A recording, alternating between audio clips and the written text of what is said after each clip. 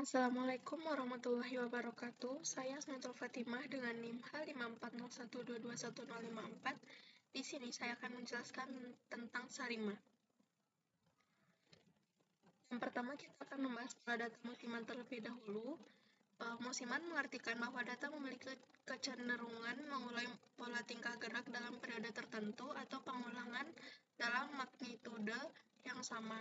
Biasanya dapat berupa mingguan, bulanan, triwulan, bahkan semesteran. Misalnya, data itu adalah data zakat yang meningkat pada saat bulan Ramadan.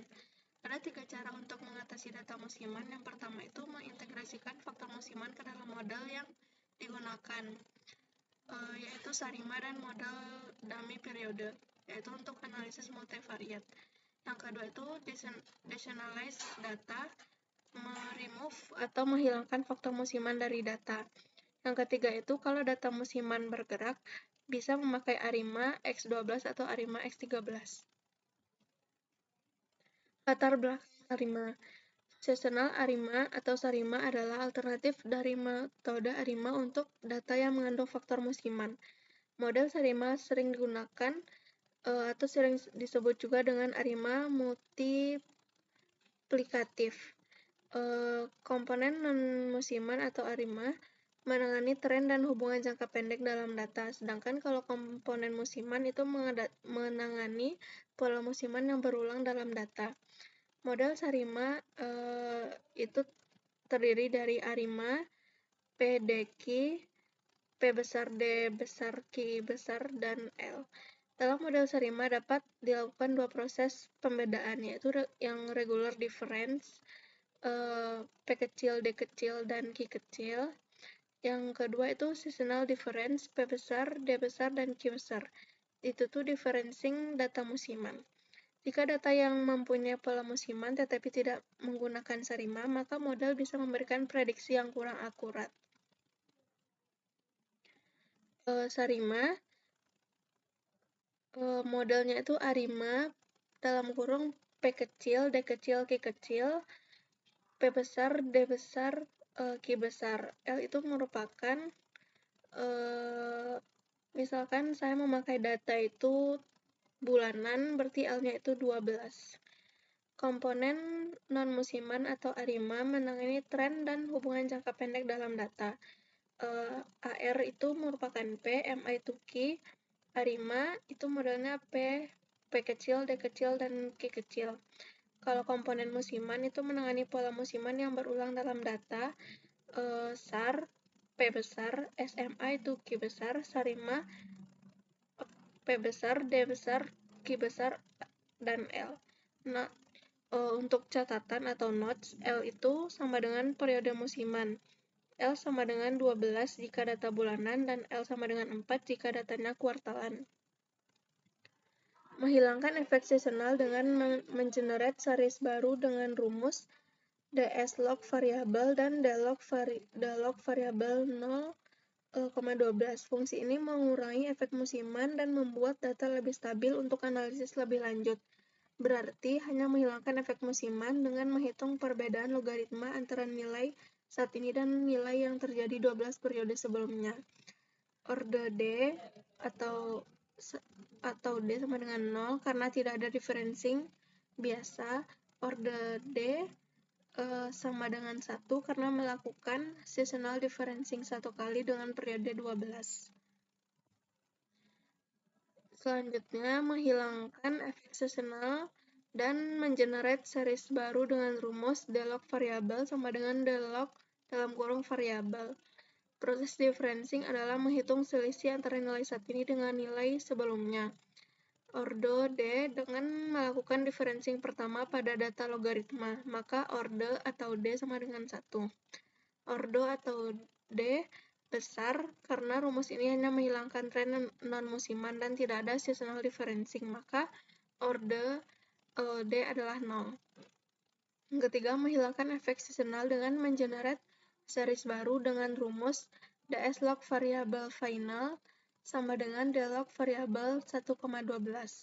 Menghilangkan efek musiman dengan melakukan seasonal differencing dengan periode 12. Kita menghilangkan fluktuasi musiman yang ada di dalam data. menghilangkan tren dengan melakukan differencing biasa setelah seasonal differencing. Kita juga menghilangkan tren jangka panjang dalam data. 1 kali seasonal differencing dalam periode musiman 12, order D sama dengan 1. 1 kali differencing biasa untuk menghilangkan tren, order D kecil sama dengan 1. Selanjutnya kita akan mencoba uji Sarima menggunakan aplikasi RStudio. Langsung saja kita ke aplikasi RStudio-nya. Di sini kita langsung ke File, pilih Import Dataset, ambil yang from Excel. Di sini saya sudah menyiapkan data inflasi, datanya bulanan, dari tahun 2010 sampai 2024. Nah, di sini di bagian name itu kita bisa ubah dulu menjadi INF.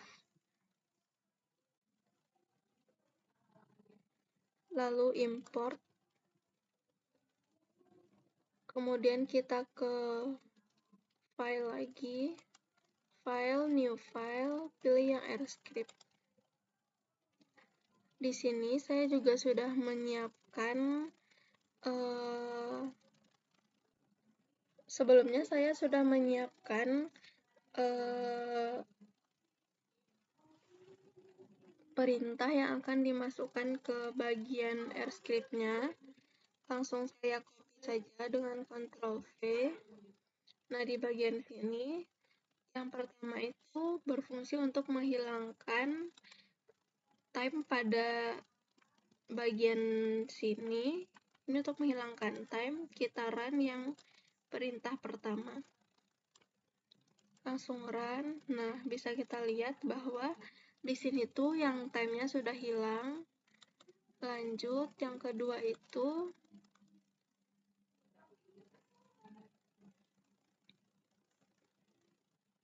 kita ke package terlebih dahulu. Lalu cari di sini start, lalu cari time series TS. Nah, yang ini.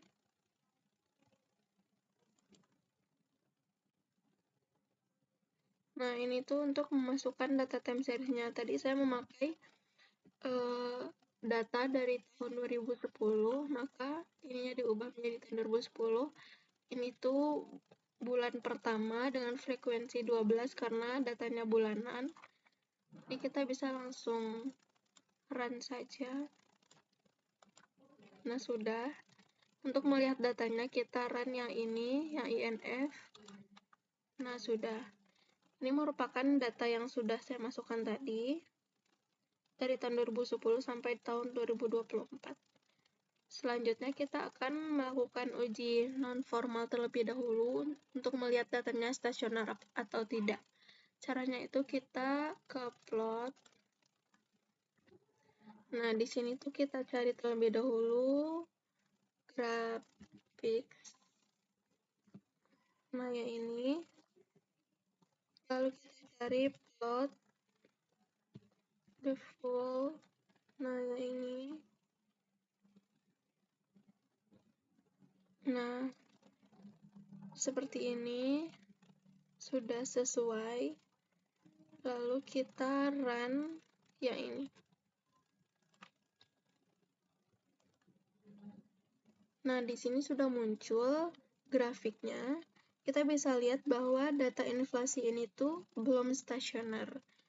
Namun, kita juga tetap harus melakukan uji secara formal. Caranya itu, kita ke package terlebih dahulu, lalu pilih yang ATS, ini langsung di checklist saja, lalu diklik. Nah, pilih yang ADF test. Di enter saja, lalu kita pilih ADF test, lalu run. Nah, di sini sudah muncul, kita bisa lihat bahwa p-value-nya itu lebih besar daripada 0,05. Artinya data ini tuh tidak stasioner dengan uji formal. Tidak stasioner pada tingkat level. Untuk itu, kita akan melakukan uji pada tingkat difference. First difference. Langsung kita run saja yang ini tuh udah different. Di bagian sini ada tulisan diff inf. Kita run saja. Nah, di sini sudah muncul, kita bisa lihat bahwa p-value-nya itu lebih kecil daripada 0,05. Artinya data kita sudah stasioner. Selanjutnya kita akan melihat plot ACF dan PACF-nya. Untuk itu, saya akan membagi plotnya terlebih dahulu menjadi dua. Di bagian sini langsung kita run. Nah, tetapi figur marginnya itu terlalu besar. Untuk itu kita perlu mengubah. Langsung run.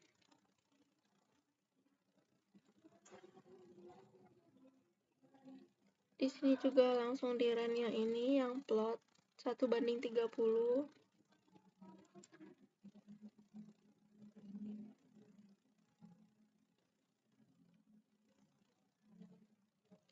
Nah, selanjutnya kita bisa langsung run lagi yang ini untuk melihat plot ACF dan PACF-nya. Nah, di sini sudah muncul yang ACF-nya. Kita bisa lihat bahwa ACF itu untuk MA. Kita bisa lihat ini key-nya berarti 2. Dia cut off di leg kedua. Selanjutnya kita lihat yang PACF. Yang ini langsung kita run saja. Selanjutnya kita bisa lihat bahwa PACF, P-nya itu cut off di leg pertama. Di leg pertama. Selanjutnya itu kita akan melihat ARIMA. Kita ke package terlebih dahulu, kita cari yang package. Yang ini kita centang saja, lalu klik.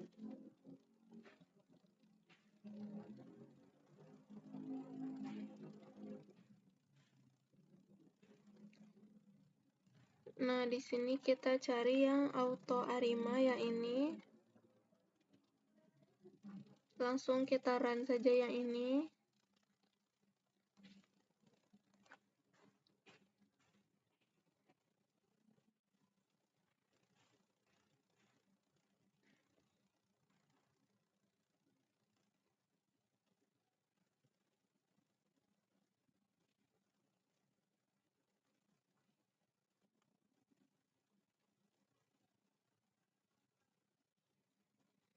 Di RStudio terdapat suatu fitur yang bisa membantu untuk melakukan pemilihan model ARIMA terbaik secara otomatis.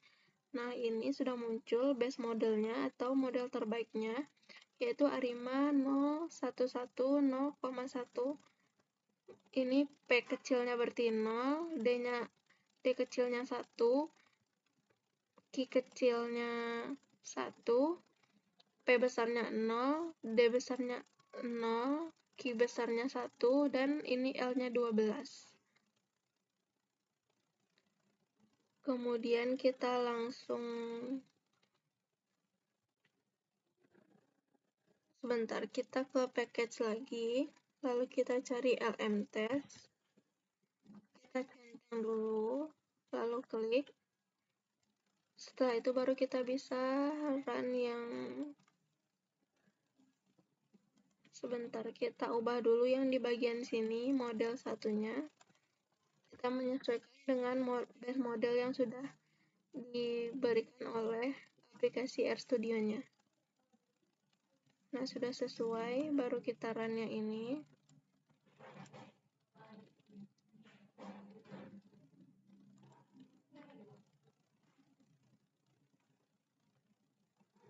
Selanjutnya kita run yang ini, yang CoFTest.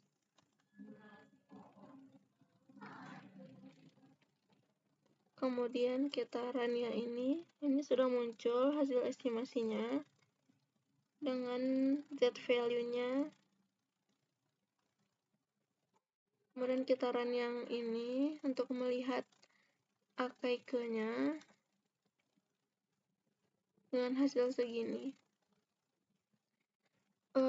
Untuk memastikan kita cek lagi dengan model yang lain. Di sini kita ubah dulu ini menjadi 1, ini juga bisa menjadi 1 karena ada kemungkinan. Selanjutnya kita run yang ini, lalu run yang ini, lalu kita run yang AKIK. Nah, di sini kita bisa lihat bahwa model yang lebih baik itu yang model yang pertama, yang base model yang disarankan oleh aplikasi RStudio-nya. Kita lihat dari hasil AKIK atau AIC-nya, yang ini tuh lebih besar daripada yang ini. Jadi lebih baik model yang pertama. Kemudian ini kita ubah lagi menjadi 0. Ini juga 0. Kita run lagi yang ini untuk hasil selanjutnya.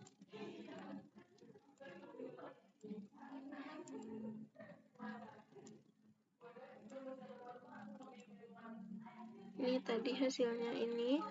Nah, selanjutnya saya ingin melihat hasil forecast-nya itu selama 12 bulan ke depan. Jadi ini hanya sama dengan 12. Lalu kita run yang ini. Nah, ini adalah hasil estimasinya, hasil forecast-nya selama 12 bulan. Kemudian saya ingin melihat grafiknya. Kita run yang ini untuk mengubah plotnya tadi.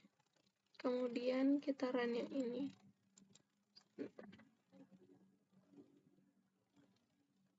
Run. Nah, di sini sudah muncul dan bisa kita lihat bahwa ini merupakan hasil forecast-nya yang warna biru. Yang lain warna biru ini merupakan hasil forecast-nya. Kita bisa lihat bahwa kemungkinan inflasi pada tahun 2025 itu akan meningkat.